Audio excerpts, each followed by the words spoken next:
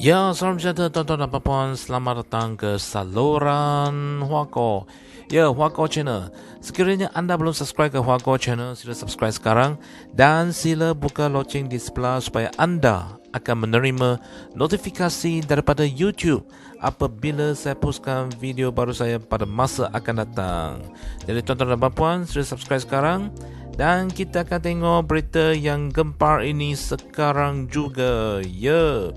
Berita dari Malaysia kini. Ujian keyakinan, Muhyiddin berjaya. Mampukah Anwar? Wow, jom kita tengok. Pada 23 September, Presiden PKR Anwar Ibrahim mendakwa bahawa dia telah memperoleh sokongan ahli parlimen yang kuat dan meyakinkan.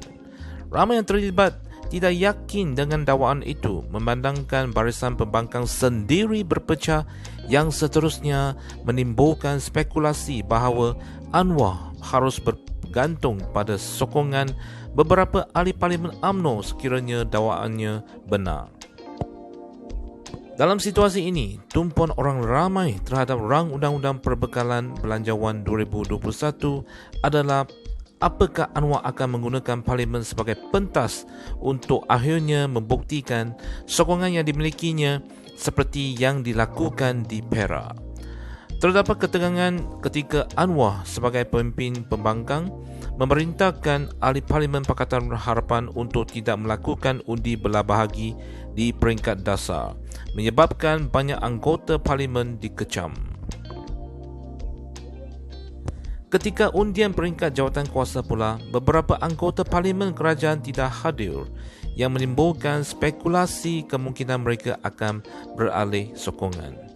Ketika RUU itu dibawa ke bacaan ketiga dan terakhir hari ini, sebanyak 111 daripada 220 ahli parlimen atau 50.45% menyokong. Di pihak pembangkang, 108 anggota parlimen membantah. Ini adalah jumlah undi tertinggi dimiliki pembangkang sepanjang pembentangan belanjawan 2021.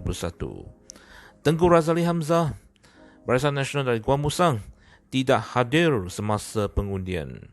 Kini, setelah belanjawan Perikatan Nasional berjaya melepasi undian, kredibiliti Anwar mula dipersoal kemungkinan akan menyebabkan pembangkang mempertikai sama ada dia masih layak memimpin barisan pembangkang.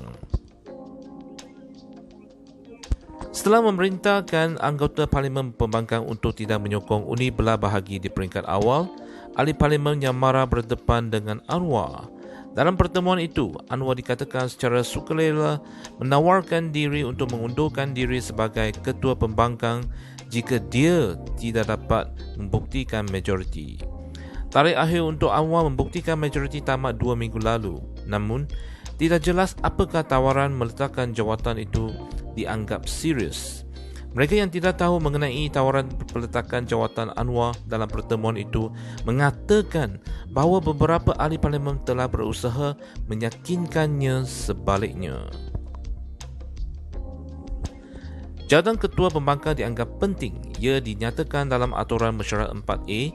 Parlimen memberi pejabat dan kaki tangan untuk ketua pembangkang yang tugasnya adalah untuk menyelaraskan pembangkang bagi agar dapat menyediakan semak dan imbang yang mencukupi. Walaupun kebanyakan tidak menyangka Anwar akan berjaya membuktikan majoriti, dakwaannya yang dibuat secara terbuka masing-masing pada 23 September dan 13 Oktober telah menimbulkan keraguan sama ada Anwar mempunyai kredibiliti untuk memegang jawatan ketua pembangkang.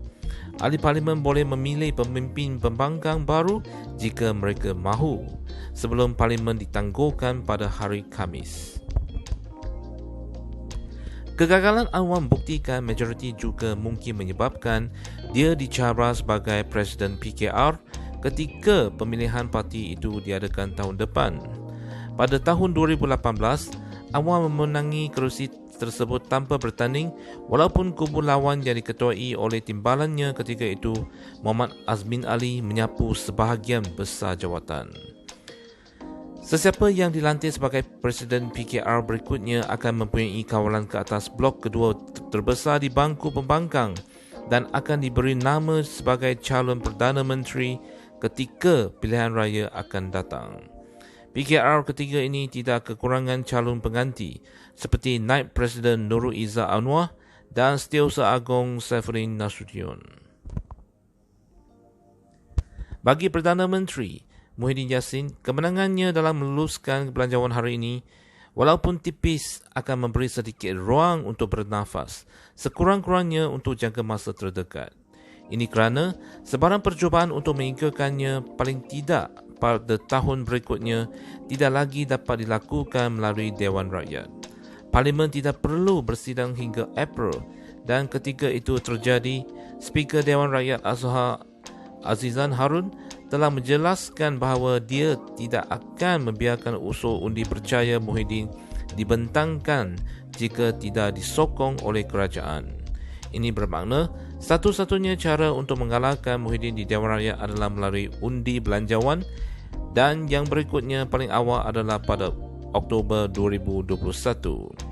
Belanjawan tersebut dianggap sebagai undi keyakinan kerana kerajaan tidak akan dapat berfungsi jika peruntukannya tidak dipersetujui.